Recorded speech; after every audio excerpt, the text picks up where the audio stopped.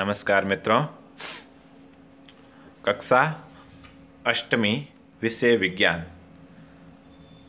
पाठ है अपना पाठ संख्या 14 विद्युत धारा के रासायनिक प्रभाव। इस पाठ में हम सब विद्युत धारा से संबंधित एवं विद्युत धारा के रासायनिक प्रभावों के बारे में अध्ययन करेंगे। यानी विद्युत धारा कैसे प्रवाहित होती हैं, किस धातुओं में प्रवाहित होती हैं और इनके जो प्रभाव हैं वो कैसे होते हैं और विद्युत लेपन क्या होता है, इनसे संबंधित बात करेंगे। तो पहला अपने पास में है कि क्या द्रव विद्युत चालन करते हैं, यानी द्रव है वो विद्युत का चालन करते हैं या नहीं करते हैं, ये प्रश्न है। तो इनके लिए विद्युत धारा को द्रव से होकर प्रवाहित होने देते हैं, जिसमें बल्ब, बैटरी और संपरीक्षित्र टेस्टर का प्रयोग करके देखते हैं।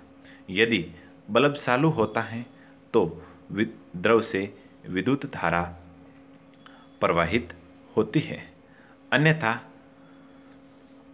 प्रवाहित नहीं होती है।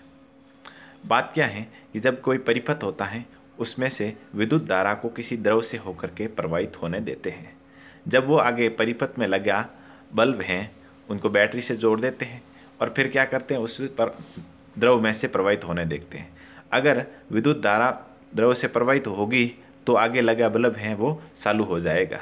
अगर द्रव से में से प्रवाहित विद्युत धारा नहीं होती है तो बल्ब चालू नहीं होता है। इसलिए द्रव विद्युत का चालन करते हैं नहीं करते हैं, इससे संबंधित प्रयोग है आपके किताब में, वो आप पढ़ोगे। इससे आगे अपन बात करते हैं सुचालक। सुचालक क्या होता है? वह धातु या पदार्थ या वस्तु जिसमें विद्युत धारा प्रवाहित होती है सुचालक कहलाते हैं, जैसे तांबा, चांदी, लोहा इत्यादि। यानी सुचालक वह होते हैं जिसमें विद्युत धारा है वो प्रवाहित होती है। जैसे उसके उदाहरण भी अपने पास में है, वो तांबा है, चांदी है, लोहा है। ठीक है, जो अर्थात सुचालक कौन से होते हैं? जिससे विद्युत धारा है वो प्रवाहित होती है, यानी करंट है वो आता है, तो वो होता है सुचालक। दूसरी बात करते हैं अपन सुचालक के बाद में कुचालक की। कुचालक क्या होता है?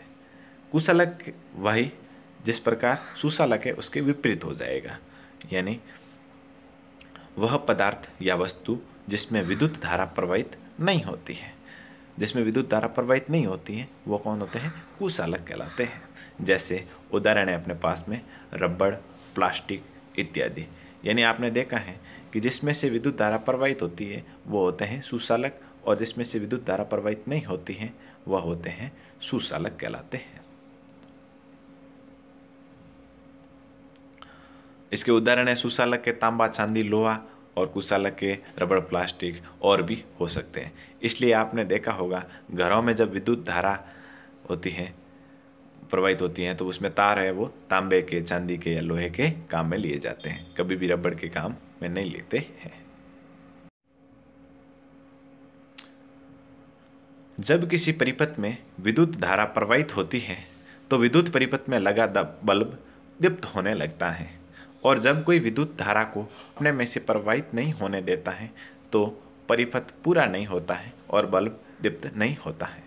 क्या है कि जब कोई परिपथ है और उसमें से अपन विद्युत धारा प्रवाहित होने देते हैं, जब विद्युत धारा उसमें प्रवाहित होती है तो बल्ब है वो दीप्त होने लगता है, यानी वो बल्ब है वो चालू होने लगता है।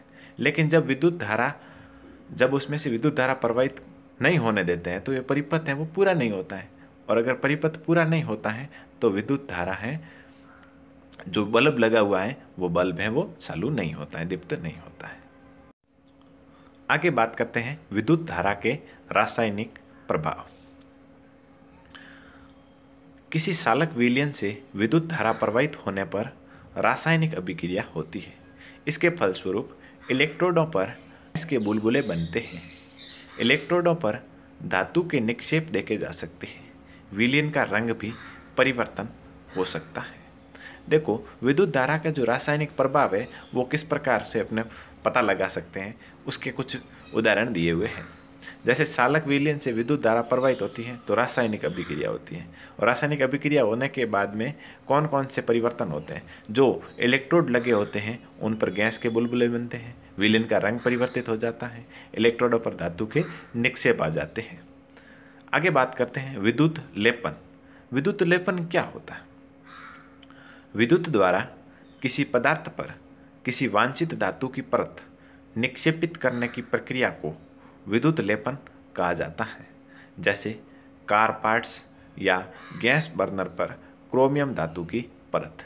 क्या होता है, कोई धातु होता है, उन पर क्या करते हैं, दूसरे किसी धातु का उसकी परत बना करके उस पर लगा दी जाती है, तो वो विद्युत लेपन कहलाती है। वो किस विधि से? विद्युत द्वारा ही लगाई जाती हैं, तो उसे विद्युत लेपन कहा जाता है। जैसे उदाहरण है कि कोई भी कार का पार्ट्स है तो उस पर क्या करते हैं, क्रोमियम धातु की परत लगाते हैं। जैसे गैस का बर्नर है, उस पर भी क्रोमियम धातु की एक परत लगा देते हैं, उसे क्या कहते हैं, विद्युत लेपन कहते हैं।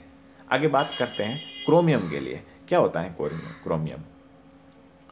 क्रोमियम है वो एक चमकदार होता है तथा क्षंक्षारित नहीं होता है। यह खरोंचों का प्रतिरोध करता है, लेकिन क्रोमियम एक महंगा धातु है, अतः हर वस्तु इस तरह की नहीं बना जा सकती, इसलिए दूसरे धातुओं पर क्रोमियम की परत चढ़ा ली जाती है। क्या होता है, क्रोमियम एक चमकदार भी है, क्षंक्षारित नहीं होता है, यानी उस पर जंग नहीं लगता है, खरोंचों का प्रतिरोध करता है, यानी उस पर खरोंच भी ज़्यादा नहीं लगती हैं। लेकिन है क्या, ये क्रोमियम एक महंगा धातु है, इसलिए हर कोई खरीद नहीं सकता, या फिर हर वस्तु है वो इस धातु की नहीं बना सकते हैं। इसलिए वो क्या करते हैं कि किसी दूसरी धातु की से वस्तु बना देते हैं और उस पर क्या करते हैं, क्रोमियम की छोटी सी पतली सी परत लगा देते हैं, विद्युत लेपित कर देते हैं।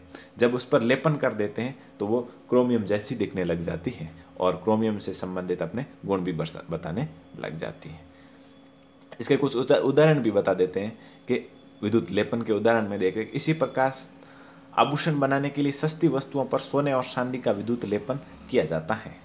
खाद्य पदार्थ के टिन पर लोहे पर टिन का धातु लेपन किया जाता है।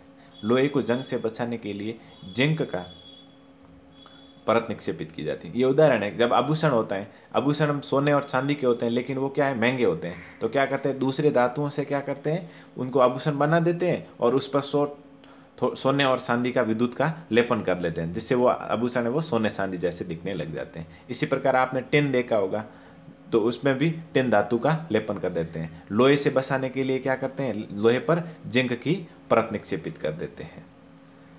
इस प्रकार अपना ये पाठ पूरा, और गृह कार्य के संबंधित कुछ प्रश्न है वो आप प्रश्न करना। पहला प्रश्न है विद्युत धारा के रासायनिक प्रभाव को समझाइए। दूसरा प्रश्न है कुचालक और सुचालक को उदाहरण सहित समझाइए। इस पाठ में आपके जो भी प्रयोग दिए हुए हैं वो प्रयोग आप किताब से देख करके पढ़ना, और पढ़ने के बाद में समझ में आ जाएगा। कुछ महत्वपूर्ण बिंदुओं पर आपने चर्चा की है। इस प्रकार आप सभी को धन्यवाद।